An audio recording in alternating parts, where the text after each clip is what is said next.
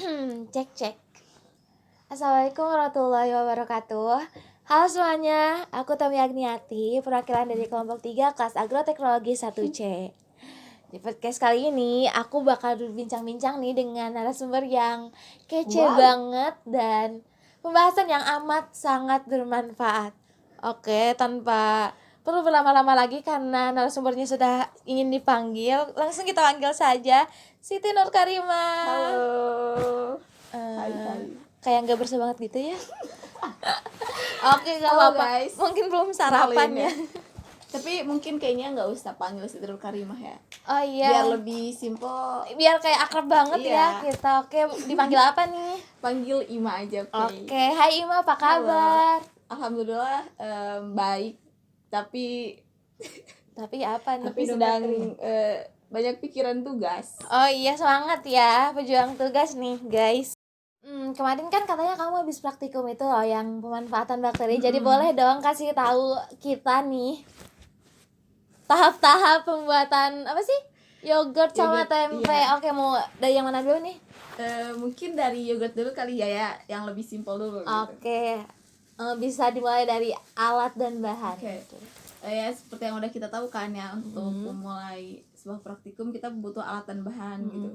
Nah, untuk alat dan bahan dari pembuatan yogurt itu, yang pertama alatnya kita butuh kompor buat manasin, ada teflon, ada centong juga. Terus kita butuh wadah buat nanti fermentasi yogurtnya. Setelah itu kalau untuk bahan simpel banget sih, kayak ini mungkin banyak juga ya di dapur teman-teman semua gitu. Ada susu sama bibit yogurt, udah cuma itu doang. Cuma 2 aja? Iya, 2 doang. Simpel banget ya, gampang nih, bisa dicoba, cuma 2 bahan guys. Oke, sekarang langsung ke tahap pembuatan. Kalau untuk proses pembuatannya ya, yang pertama itu kita panasin dulu susunya ke teflon tadi yang udah siapin. Pastinya ya dinyalain api dong. Pakai api sedang aja gitu, nggak usah panas-panas banget. Nah, tapi jangan biarin si susunya tuh mendidih. Jadi selama kita panasin susu, jangan lupa juga kita aduk-aduk terus biar susunya nggak menggumpal. Terus biar sama rata juga gitu.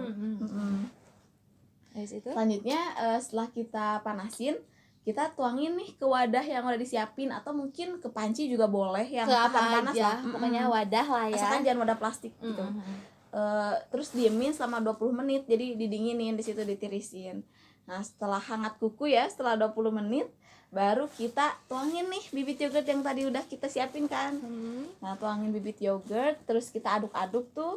Setelah diaduk-aduk baru kita masukin ke wadah buat fermentasi.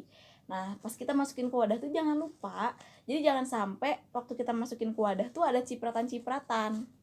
Kenapa tuh? Nah, soalnya kalau misalkan ada cipratan-cipratan tuh nanti yogurtnya tuh bisa jadi bau gitu loh. Iya, jadi sebisa mungkin tuh harus rapih banget gitu. Kalau bisa pakai corong atau apa gitu boleh. Udah kayak gitu ditutup wadahnya, terus simpen di tempat yang aman. Simpen selama mungkin bisa lah semalaman ya disimpan. Udah kayak gitu doang. Nanti besoknya tinggal lihat hasilnya, udah jadi yogurt. Udah gitu doang? Iya, udah. Ya ampun, simpel banget ya, bisa banget nih dicoba sama teman-teman. Udah mau bahannya enteng, cuma 2, susu murni sama bibitnya. Iya. Habis tuh pengerjaannya juga gampang banget. Simple, sangat simple. Wajib dicoba pokoknya. Oke, yang kedua nih langsung aja ya.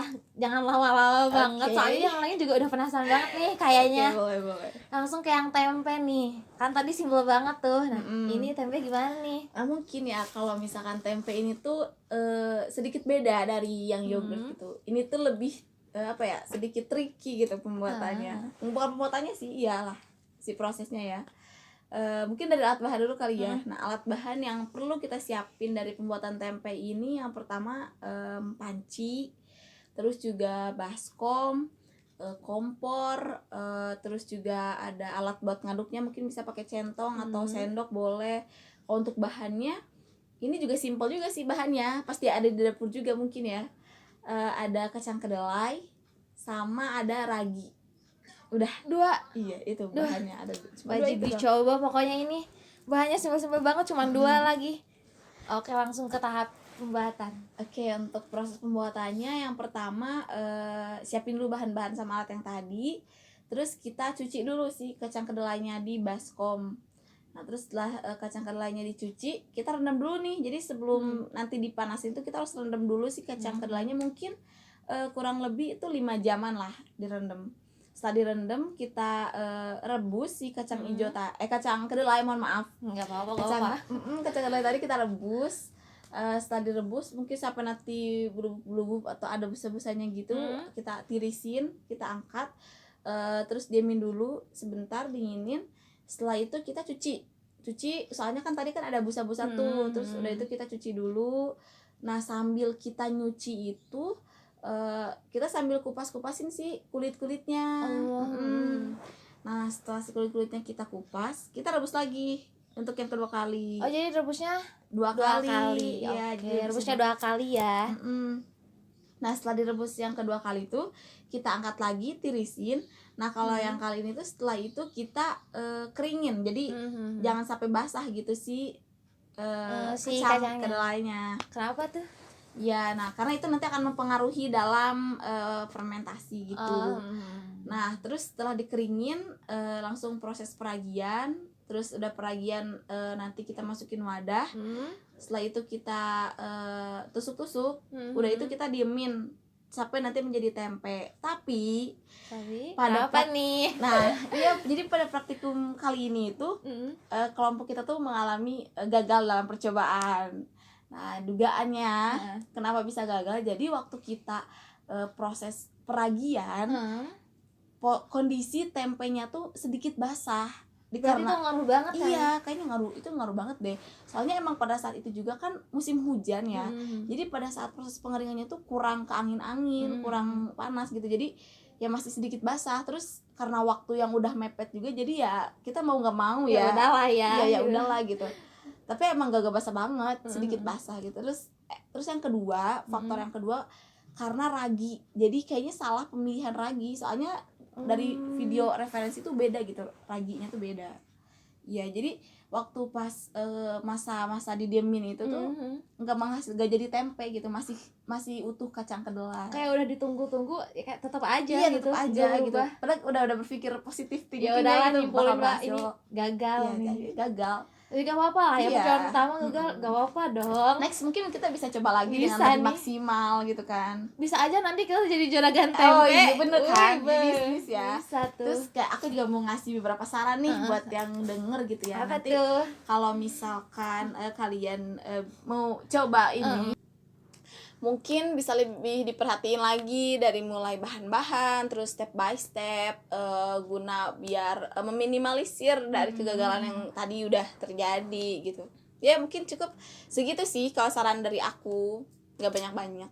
Oke, terima kasih banget ya ilmu yang amat luar biasa ini. Dan Aduh. udah mau nih ngeluarin waktunya di podcast.